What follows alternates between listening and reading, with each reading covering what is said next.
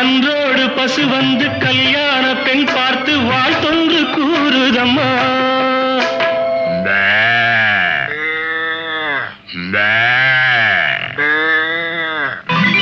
Convent பிள்ளைகள் போல் வந்த முயல்கள் ஆங்கிலம் பாடுதம்மா.